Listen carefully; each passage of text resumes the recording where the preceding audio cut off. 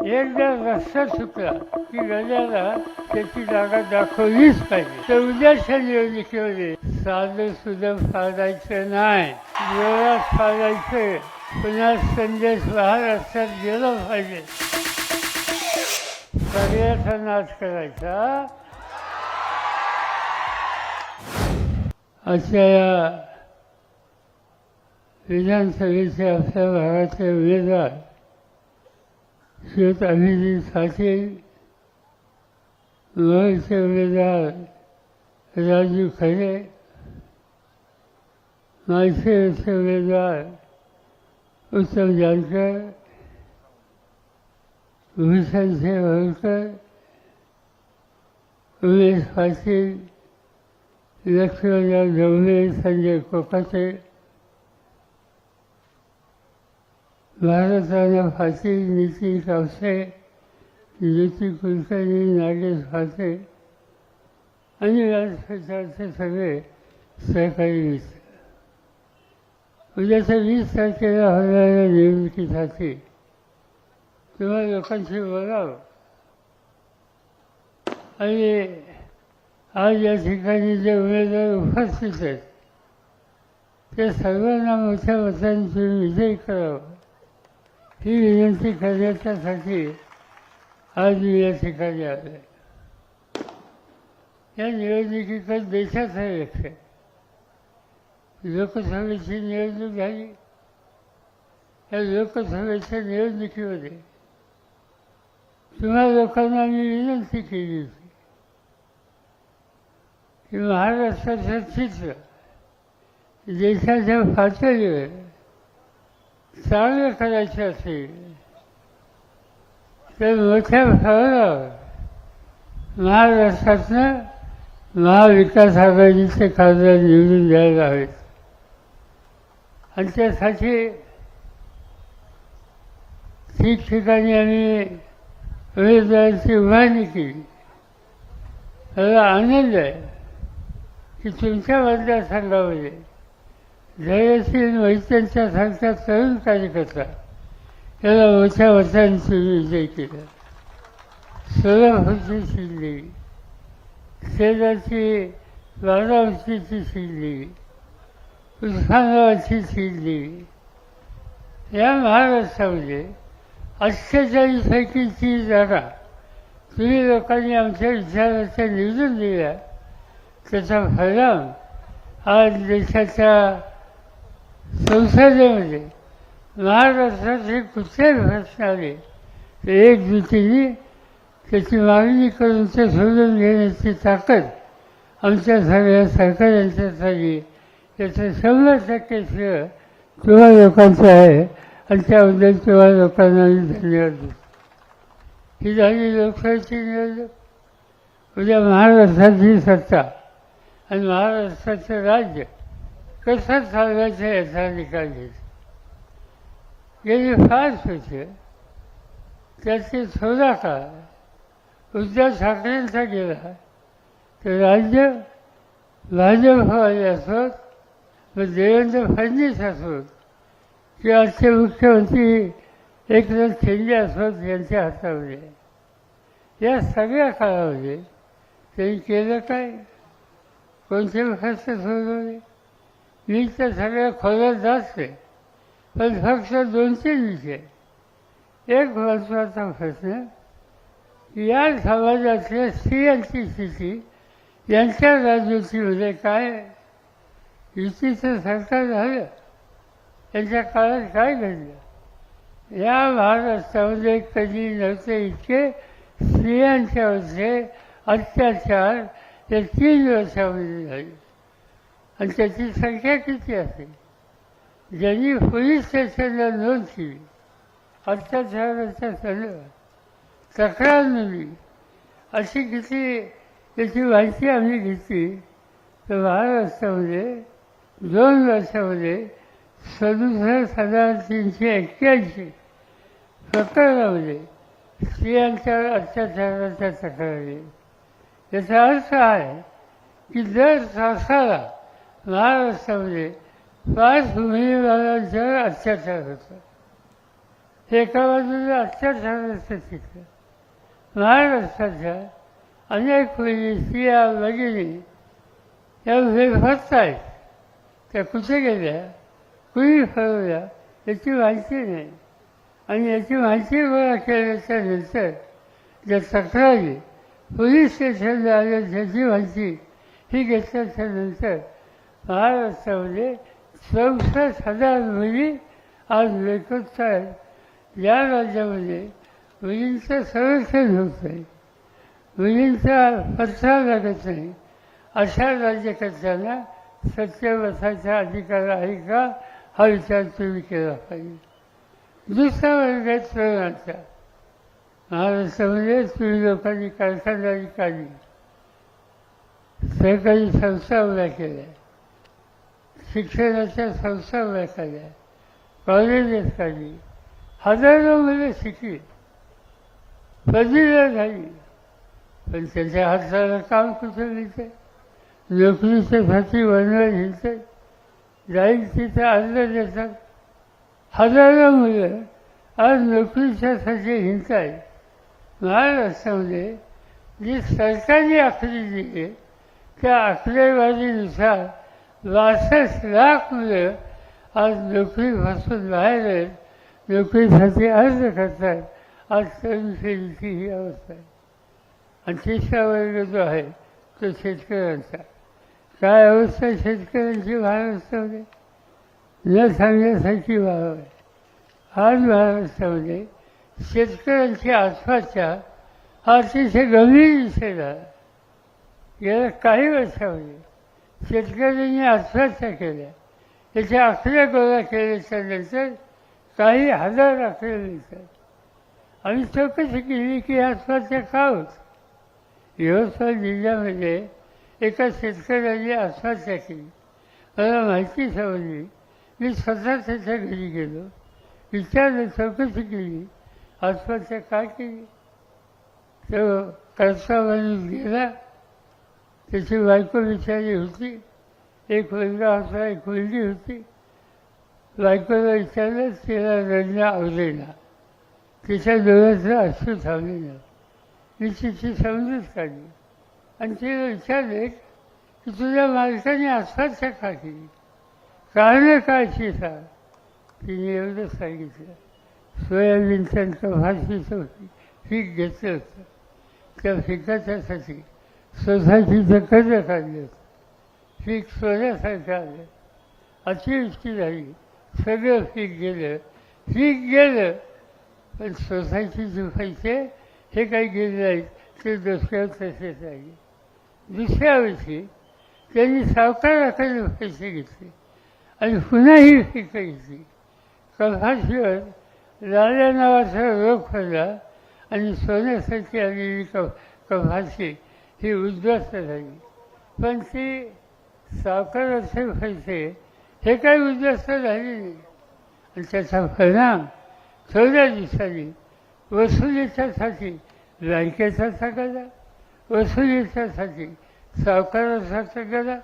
सावकाराने एक दिवशी येऊन घराची भांडी कुंडी काढली.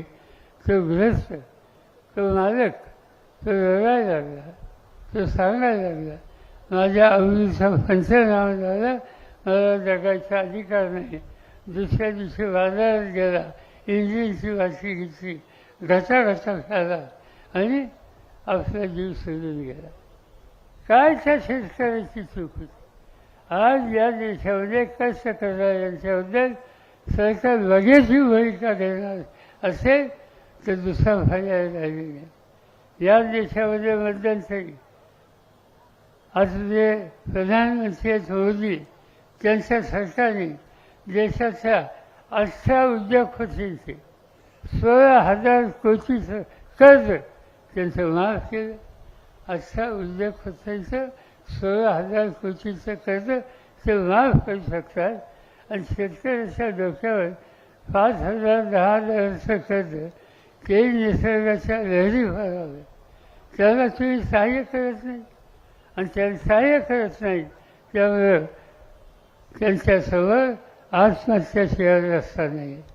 आणि निकाल हा घ्यायचा आपल्याला की आत्महत्या करण्याच्या परिस्थितीला वगैरेची भूमिका घेणारे त्यांच्या हातात सत्ता द्यायची. त्या शेतकऱ्याचं दुखणं दूर करत नाही, त्यांच्या हातात सत्ता द्यायची आणि तो निकाल मला घ्यावा लागेल आणि तो इस्रायल दुसरा काही असू शकत नाही. उद्याच्या 20 तारखेला वचनाला जा, त्यावेळेला वचन दाबायचं. कोणतं वचन दाबायचं? तुतारी ठोकणारा शेतकरी ते वचन दाबा आणि तुमची सत्ता आणण्याच्यासाठी पहिलं पाऊल या ठिकाणी टाका. आज मी माझ्याला आलो, इत्यादी अनेकदा आलो. मग ती गमतीची स्थिती यायचं. एक काळ असा होता की माझ्याच्या लोकांना विशेषतः नेत्यांना सगळ्या प्रकारची मदत करणं हे माझं कर्तव्य समजून मी मदत करत असे. मला आठवतं आहे मी केंद्र सरकारमध्ये मंत्री होतो. तुम्ही लोकांनी मला खासदार म्हणून निवडून दिलं. खासदाराला स्थानिक विकासासाठी सहाय्य करता येतं. 5 कोटीची रक्कम असते. मी तुम्हाला जाहीरपणाने सांगतो, त्या रकमेचा विचार मी कधीही केला नाही. माझ्याला आल्याच्या नंतर बबनदादांना बोलवायचं आणि सांगायचं की इतक्या कोटीची रक्कम केंद्राने आमच्याकडे दिली, त्याचा विनियोग कसा करायचा त्याचा निकाल तुम्ही घ्या. मी कधीही निकाल घेतला नाही. यांना अधिकार दिले आणि त्यांनी लोकांच्या हितासाठी ते रकमेची वापर खर्च करावा अशा प्रकारची त्यांच्याकडे अपेक्षा केली. प्रश्न तो नाही, प्रश्न विश्वासाचा आहे. इथं विश्वास ठेवू शकतो असा माझा समज होता. पण मी हल्ली बघतो आमच्या हातातली सत्ता गेली त्यानंतरचं चित्र बघतो. आमच्या पक्षामध्ये फाटाफुटी झाली त्यावेळेला खरा कोण, साथीदार कोण, जीवाभावाचा कोण याची परीक्षा अफाव घेतली गेली.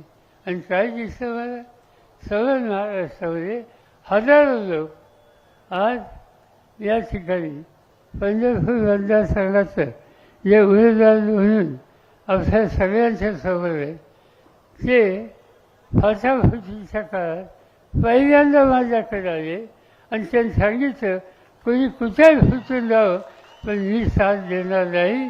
किती संकट आली तर माझी साथ तुमच्यावर आहे. मला असं वाटतं पंढरपूरने असं केलं, माझाही असाच केलं. पण माझ्याच्या घरी कुठे गेला हे फसतात आलं. चौकशी केली, विचारलं काही लोकांना, जवळच्या काही मित्रांना विचारलं, अरे झालं काय म्हणजे आमचा घरी गेला कुठं नाही म्हणजे तुझी अडचण आहे. म्हणजे कशी अडचण? इंग्लिशची अडचण आहे. आता ही इंग्लिशची अडचण, इंग्लिशच्या अडचणीने पळून जायचं. मी तुम्हाला सांगतो, एक दिवशी मला इंग्लिशची नोटीस आली. मला नोटीस आली कशासाठी? तर राज्य सरकारी बँकेचं पैसे काढले म्हणून. वस्तुस्थिती काय होती? मी राज्य सरकारी बँकेचा सभासद नव्हतो. मी राज्य सरकारी बँकेचा कर्जदार नव्हतो. मी राज्य सरकारी बँकेतून एक नव्या पैशाचं कर्ज कधीही घेतलेलं नव्हतं. असा सण नोटीस आली. नोटीस आली या तारखेला हजर राहून सांगितलं. मी गेलो मुंबईला आणि ठरवलं की 11 वाजता ईडीच्या ऑफिसमध्ये जायचं. त्याच्याजवळ जाऊन थांबलं आणि मी निघणार तेवढ्याच ईडीचे अधिकारी आणि मुंबईचे पोलीस कमिशनर परत माझ्या ऑफिसात आले. मला हात जोडले आणि सांगितलं की साहेब ईडीच्या ऑफिसमध्ये जाऊ नका. आणि म्हणजे मी काय म्हणतो आहे, त्यांनी मला नोटीस दिली म्हणून मी यायचं म्हणतो. नाही म्हणजे आमची चूक झाली, म्हणजे चूक झाली, मी येणार त्यावेळी हात जोडतो पण तुम्ही येऊ नका. आणि नोटीस आल्याच्या नंतर मला ईडीचे अधिकारी हात जोडत आहेत आणि इथं आमच्या हवेली ईडीची नोटीस आल्यानंतर कुठं गायब झाला त्याचा फटका सुद्धा लागला. याचा अर्थ एकच आहे, संकट आल्याच्यानंतर सत्यावर आधारित संकट असलं ते तोंड देण्याची हिंमत त्यांच्यामध्ये नाही. ज्याचे हात स्वच्छ आहेत त्याला कुणाच्या बापाची भीती नाही. आमची भीती नव्हती. आमचा हात डाकूचा भरकत केलेला होता. कुणी आमच्यावर त्यांची तक्रार केली नाही. एकही उदाहरण असं नाही माझ्याबद्दलचं की सोसायटीचं कर्ज कुणाच्या शिष्या नावाने मी काढलं. सोसायटीचं कर्ज शिष्याच्या नावावर काढून त्याचे पैसे मी उचलले. आणि मग असं जे करतात त्यांना भीती वाटत असते. काही दिवसांनी ही मंडळी पुन्हा एकदा माझ्याकडे यायला लागली. म्हणजे काय झालं नाही म्हणजे चुकलं. मी असं म्हणलं अनेक वर्ष आपल्या सरकारी चुकलं असेल तर आपण चुका पोटात घेऊ, संधी देऊ आणि त्याकडं जे जे काही करता येईल ते करण्याच्यासाठी मदत करू. आणि त्याचं कारण एकच होतं, बबनदादाचं नाव माझ्याकडे असेल पण त्याहीपेक्षा मी लोकसभेच्या निवडणुकीला उभं राहिल्यानंतर महाराष्ट्र तालुक्याच्या जनतेने जी भरून भरून मतदान दिली आणि एक प्रकारचं विक्रमी मतदान तुम्ही लोकांनी केलं ह्याचा विषय मला कधी पडणार नाही. आणि त्या भावनेनं या ठिकाणी या कामावर मी लक्ष राखतो. आज ही आमची मंडळी कुठे गेली काय केली माहिती नाही. तिकीट मागायला आले. एकदा नाही, दोनदा, तीनदा, चारदा, पाचदा तिकिटाची मागणी केली. मी सांगितलं की दादा आता जर नव्या लोकांना संधी दिली, नव्या लोकांना संधी द्यायचा विचार करू. आणि तो विचार केल्याच्या नंतर त्यांच्या डोक्यात नवा म्हणलं ते एकच होता आणि तो म्हणजे त्यांचा योग. दुसरं काही कोणत्याही दिसत नव्हतं. त्याच्याशिवाय नाही. पुन्हा पुन्हा आग्रह करत होते, हात जोडत होते, काही करून मला संधी द्या. मी एवढंच सांगितलं, उद्या संकट आलं, ईडीची नुची झाली, CBIची नुची झाली तर तुम्ही हात तिथे राहणार का पुन्हा करून जाणार माहिती नसतं. ते काही बोलले नाही, तुम्ही गेले का काही नाही. त्यांचं सांगायला लागले की 40 वर्ष मी तुमच्यावर आहे आणि 40 वर्ष माझ्यावर आहे. याचा अर्थ तुम्हाला 40 वर्ष मी मदत केली. मी कशाची आवड नव्हती. इथे जी जी कामं तुम्ही सांगतात त्या कामाला लक्ष घालण्याची तयारी मी ठेवली. सीना माझा उत्साह सिंचन असतो त्यासाठी निधी देण्याचा रस्ता मी त्यांना दाखवला. असे अनेक कार्यक्रम आहेत. त्यांच्या साखर कारखान्याला, विठ्ठल सरकारीला, विठ्ठलराव शिंदे सरकारीला जी काही मदत करता येईल प्रसंगी त्यावेळेला मदतीचा हात नेहमी पुढे त्यांच्याकडे गेला. जे जे फसलं सांगतील त्या फसल्याला साधली. आणि अपेक्षा अशी होती की हे कुटुंब संकटाच्या काळातसुद्धा बरोबर राहील. पण बघितलं प्रसंगाला एक कर्माला फळाला दुसरा मारल्याला फळ. म्हणजे गमतीच आहे. काय कशाचं समजत नाही. दिवस परिस्थिती कमी झाली तर हे फटके कुठं गायब होतात हे पत्ता लागत नाही. आणि म्हणून निकाल घ्यायची वेळ आली की कितीही संकट आलं ते मजबूती राहणार आहे. आत्ता तुमच्या लोकसभा मतदारसंघाचे उमेदवार या ठिकाणी उभे त्यांच्या भाषेची सत्ता द्यायची तर आणखी कोणाचा विचार करायचा. आणि हे करत असताना आम्ही विचार करतो तो सगळं जिल्ह्याचा करतो. हा जिल्ह्याचा विचार करत असताना महाराष्ट्र तालुक्यामध्ये उत्तमांचा विचार केला. आज विजयदादा असोत, जयश्रीदादा असोत, या सगळ्यांनी आपल्या खांद्यावर जबाबदारी घेतली.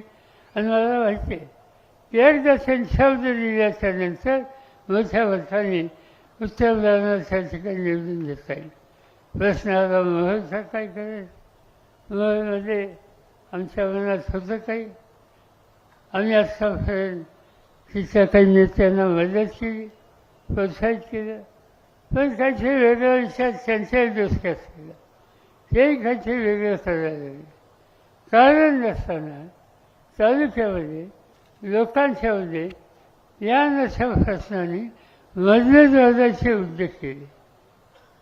तालुक्याचं ऑफिस कुठं होतं मला निकाल घेतला की अनगरला हलवायचं. कशासाठी? काय नाही, मनात संशय आले आणि काय ऑफिस हलवायचं, स्वच्छतेचं केंद्र हलवायचं आणि तालुक्याच्या लोकांनी पुन्हा पुन्हा हेलफाटे घालायची. ही भूमिका लोकांना पटली नाही. तालुक्याच्या जनतेने उठाव केला, पण उठाव केला तरी लोकांचं म्हणणं काय याची नोंद घेऊन दुरुस्ती करण्याची तयारी लोकप्रतिनिधी करायची असते, पण त्याच्याकडे धुडकून सुद्धा बघायचं नाही. हा निकाल त्यांनी घेतला आणि त्यामुळे आज तालुक्याच्या जनतेला एक स्थानिक प्रतिनिधी पाहिजे आणि त्यासाठी आम्ही राजू खऱ्यांची निवड या ठिकाणी केली आणि एक वक्तव्य साधा सुद्धा आहे कसा एकदम वक्तव्य वक्तव्याची निवड या ठिकाणी केली. महत्वाने मोठ्या मताने त्यांना विजयी करावं. मी तुम्हाला खात्री देतो की या ठिकाणचे आमचे सगळे उमेदवार तुमच्या मताच्या पाठीमाने नक्की यशस्वी होतील आणि तुमच्या हिताची दखल करतील. त्याबरोबर मी एवढंच सांगू इच्छितो की एक गोष्ट मला सांगायची. महाराष्ट्रामध्ये माझे काही अनुभव आहेत. मी महाराष्ट्रामध्ये आत्तापर्यंत 7 वेळेला विधानसभेच्या निवडणुका लढवल्या. 7 वेळेला लोकसभेच्या राज्यसभेच्या निवडणुका लढवल्या. मला अनेक वर्षाचा अनुभव आहे. मी हे बघितलं की कधी कधी काही लोक निवडून आले असल्यामुळे आणि नंतर सोडून जातात. एक उदाहरण सांगतो. 1980 सालाचं आणि 80 सालची निवडणूक झाली. या निवडणुकीमध्ये माझ्या सल्ल्याने आणि पक्षाच्या वतीनं एकंदर 58 लोक निवडून आले. मी 58चा प्रतिनिधी झालो, विरोधी पक्ष नेता झालो. एक दिवशी मी परदेशात गेलो 10 दिवसाच्यासाठी आणि परत आलो. मुख्यमंत्री अंतुरे साहेब होते. त्यांनी काहीतरी चमत्कार केला आणि त्या 58पैकी 51 लोक 52 लोक ते पक्ष घेऊन गेले तिकडच्या पक्षामध्ये आणि मी एकदम 6 लोकांचा नेता राहिलो. मग ते अडचणीची अवस्था. नेतेपद गेलं, विरोधी पक्ष नेतेपद गेलं. आता काय करणार अशी चर्चा होती. काही केलं नाही. दुसऱ्या दिवशी बाहेर पडलो परदेशात जाऊन. महाराष्ट्राचा कानाकोपरा त्या ठिकाणी गेलो. त्या 3 वर्ष अहोरात्र प्रयत्न केले आणि निवडणुकीला जे मला सोडून गेले त्यांच्याविरुद्ध नव्या पिढीचे उमेदवार उभे केले आणि मला अभिमान असतो की भागातल्या जनतेचा त्या 58 लोकांच्या पैकी जे 52 लोक सोडून गेले ते 52च्या 52 निवडणुकीत पडले आणि हा माझा स्वतःचा अनुभव आहे. आणि असा हा अनुभव घेतल्याच्या नंतर आज महाराष्ट्र तालुक्यामध्ये इतक्या ज्यांनी साथ दिली म्हणतात त्यांचं काय करायचं? त्यांचं काय करायचं? त्यांचं काम जे कोणी असतील सख्खे भाऊ असतील आणखीन कोणी असतील एकदा रस्ता चुकला की गड्याला त्याची जागा दाखवलीच पाहिजे. त्याची जागा दाखवायची असेल तर उद्याच्या निवडणुकीमध्ये साधं सुद्धा फाडायचं नाही, जोरात फाडायचं. पुन्हा संदेश महाराष्ट्रात गेला पाहिजे की महाराष्ट्रात संदेश गेलाच पाहिजे. सगळ्याचा नाश करायचा आवाज पंढरपूरमधनं अनिल सावंत होते. अनिल सावंतांचं नाव घ्यायला मी विसरून गेलो. त्यांनाही मोठ्या मतांची विजय करा ही विनंती या ठिकाणी करतो. इतके तास तुम्ही थांबलात, आम्हाला सगळ्यांचे विचार ऐकले त्याबद्दल आपल्याला धन्यवाद देतो. आणि यानंतर या तिन्ही मतदारसंघाचा जो काही गुलाल असेल तो गुलाल खेळण्याची संधी तुम्हा सगळ्यांना मिळेल ही खात्री या ठिकाणी करतो.